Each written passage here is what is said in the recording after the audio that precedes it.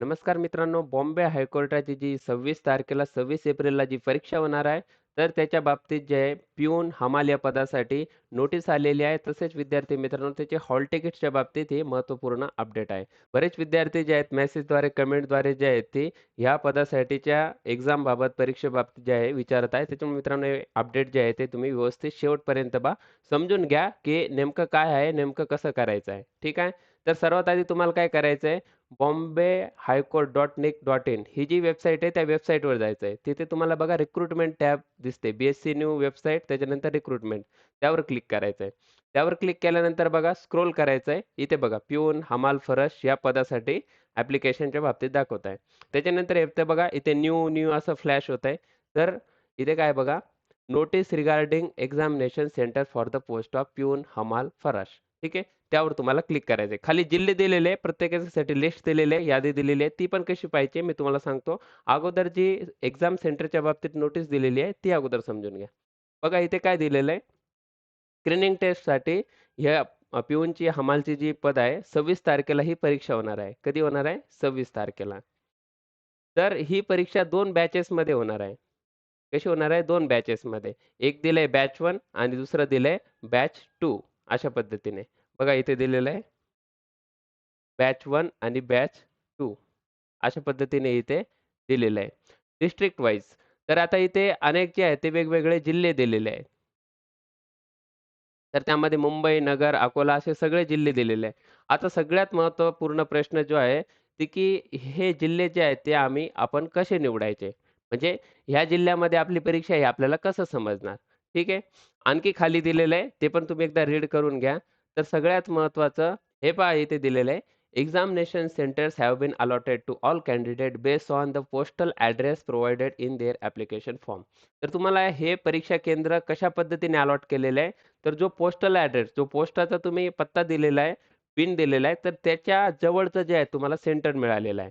आणि खाली काही-काही जे आहेत ते क्षेत्र आहे, तर त्या क्षेत्रांचे जे आहेत सगळे मुंबई डिस्ट्रिक्टमध्ये मुंबईला किंवा पालघरचे जे होते त्यांना ठाणेसाठी आणि बाकीचे दादर, नगर हवेली, दीव दमण, गोवा, पणजी वगैरे ज्यांनी निवडलेले जिथं राहतात ते, तर त्या सर्वांसाठी काय दिलेलं आहे? मुंबई दिलेलं आहे. तर अशा पद्धतीने इथे दिलेलं आहे. आणि एक्झाम सेंटरमध्ये जे आहे ते कुठल्याही प्रकारचा बदल होणार नाही, ते देखील त्यांनी इथे दिलेलं आहे. त्यानंतर पहा स्क्रीनिंग टेस्टच्या बाबतीत इथे दिलेलं आहे रिपोर्टिंग टायमिंग, नाव वगैरे सगळं दिलेलं आहे. ते कोणत्या कॉलममध्ये कोणती लिस्ट पाहिजे मी तुम्हाला एक लिस्ट दाखवतो.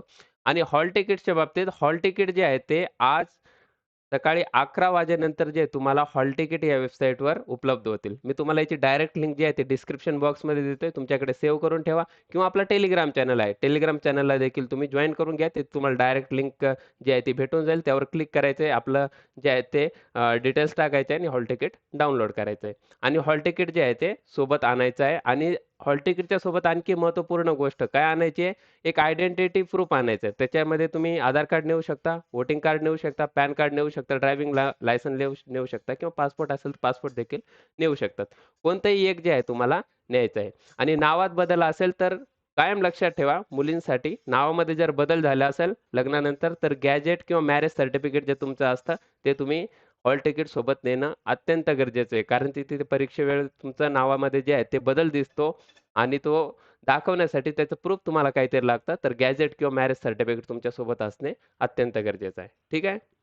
आणि हॉल तिकीटमध्ये डाउनलोड केल्यानंतर तुम्हाला काही जरी प्रॉब्लेम वाटला, की काही त्याच्यामध्ये चुकीचं दिलंय किंवा डिटेल्स ठीक नाहीये, बरोबर नाहीये, तर लगेच तुम्हाला काय करायचं आहे recruitment@bsc.gov.in ह्या ईमेल आयडीवर तुम्हाला जे आहे ते सॉफ्ट कॉपी अटॅच करून सीट नंबर, रजिस्ट्रेशन नंबर वगैरे पाठवून द्यायचे आहे आणि जे काही प्रॉब्लेम असतील, जे काही समस्या असेल किंवा चुका असतील ते तुम्हाला तिथे कळवायचं आहे. ठीक आहे? जेणेकरून तुम्हाला नंतर प्रॉब्लेम येणार नाही.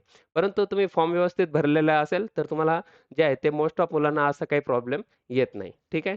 कारण की सॉफ्टवेअरद्वारे ते सर्व प्रोसेस केलं जातं.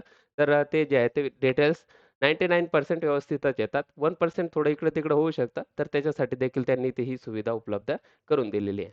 आता बघा लिस्ट जी आहे ती एक्झामिनेशन सेंटरची फॉर एक्झाम्पल कोणी फॉर्म भरलेला आहे, ज्यांचा पत्ता दिलाय त्यांनी पोस्टल ॲड्रेस दिलाय नाशिकच्या जवळ. तर आपण बघा नाशिकचं चेक करू. तर नाशिक यावर जसं तुम्ही क्लिक करता, तर एक लिस्ट तुमच्यासोबत तुमच्यासमोर जी आहे ती ओपन होईल. तर याच्यामध्ये बघा बॅच 1 दिलेलं आहे. तर बॅच 1च्या मुलांसाठी इथे दिलेलं आहे. 2 बॅचमध्ये परीक्षा होणार आहे, बॅच 1 आणि बॅच 2. तर बॅच 1चं इथं दिलेलं आहे. तर इथे तुम्हाला काय करायचं आहे, तुम्ही सर्च करत असाल तर पी-डी-एफ डाउनलोड करायची आहे आणि तिथे सर्चचं एक बटन असतं किंवा कॉम्प्युटरवर सर्च करत असाल तर तुम्ही कंट्रोल एक एफ कमांड एफ करून जे आहे ते सर्च करू शकतात. ठीक आहे. फॉर एक्झाम्पल कुणी मुलगा आहे, मी सहज एक रँडम नाव जे आहे ते सर्च करतोय. तर बघा अशा पद्धतीने तुम्ही जे आहे ते तुमचं नाव सर्च करू शकता. त्याच्यामध्ये काय-काय दिलेलं आहे बघा, सीट नंबर दिलेला आहे, रजिस्ट्रेशन आयडी दिलेला आहे, तुमचं नाव दिलेलं आहे पूर्ण, त्याच्यानंतर बॅच दिलेली आहे. ठीक आहे. आणि पुढे दिलेलं आहे रिपोर्टिंग टायमिंग. रिपोर्ट म्हणजे तुम्हाला त्या एक्झाम सेंटरवर तिथे त्या वेळेपर्यंत पोहोचायचं आहे. 2:30 वाजेपर्यंत सगळ्यांचा टायमिंग आहे. परीक्षा कधी सुरू होणार 3:30 ते 4 असं तुमच्या परीक्षेचा टायमिंग आहे आणि पुढे त्या बॅचसाठी जे आहे ते एक्झामिनेशन सेंटर देखील दिलेलं आहे. तर बघा हे नाशिकचं मी ओपन केलेलं आहे. याच्यामध्ये बघा एक्झामिनेशन सेंटर हे कॉलेजचं नाव आहे. के कॉलेज बोर्डिंग कॅम्पस, के सर्कल, गंगापूर रोड, नाशिक. असं जे आहे ते प्रत्येक जिल्ह्यासाठी दिलेलं आहे. तुमचा जिल्हा जो पण असेल, धाराशिव असेल, तर हे बघा यामध्ये मी ओपन केलं. इथे तुम्हाला एक्झाम सेंटर दिलेलं आहे. तुमच्या हॉल तिकीटवर देखील असेल, परंतु एक्झाम सेंटर जे आहे ते तुम्ही अशा पद्धतीने इथे तुमची चेक करू शकतात. बॅच कोणती आहे ते चेक करू शकतात. हे बघा छत्रपती संभाजीनगरसाठी देखील आहे. तर अशा पद्धतीने मी तुम्हाला 2-3 जिल्ह्यासाठी जे आहे ते दाखवलंय. तुमचा जो कोणता जिल्हा असेल, तो तुम्ही जो आहे सिलेक्ट करा आणि एक्झामिनेशन सेंटर, तुमचं नाव, बॅच आणि टायमिंग वगैरे जे आहे ते तुम्ही पाहून घ्या. 11 वाजेनंतर हॉल तिकीट जे आहे ते उपलब्ध होईल. त्याचा अपडेट तुम्हाला जे आहे आपल्या Telegram चॅनलवर, YouTube चॅनलला मी पोस्टच्या माध्यमातून जे आहे ते अपडेट करेल. तिथून तुम्ही लिंकवर क्लिक करून डाउनलोड करून घ्यायचे. तुम्हाला यामध्ये काही कसल्याही प्रकारची समस्या येत असेल तर तुम्ही कमेंट बॉक्समध्ये विचारू शकतात. आणि मित्रांनो तुम्हाला सर्वांना परीक्षेसाठी खूप खूप शुभेच्छा. अत्यंत चांगल्या प्रकारे जे आहेत आपला 100% देऊन परीक्षा द्या. चांगल्या मार्काने जे आहेत तुम्ही पुढे या. त्याच्यानंतर तुमची पुढची प्रक्रिया जी आहे ते होईल. ठीक आहे. चला धन्यवाद मित्रांनो. व्हिडिओला लाईक केलं नसेल लाईक करून टाका. कोणी तुमच्या मित्रांना जर याची आवश्यकता असेल तर नक्कीच शेअर करा आणि चॅनलला जे आहे ते सबस्क्राईब करून नोटिफिकेशन ऑन करून घ्या. कारण की मित्रांनो आपण लाईव्ह क्लासेस देखील जे आहेत ते फ्री पी-वाय-क्यू सीरीज वगैरे जे आहेत ते सुरू केलेले आहे YouTube चॅनलवर. त्याचा देखील तुम्हाला मित्रांनो नक्कीच फायदा होईल. चला धन्यवाद. नमस्कार.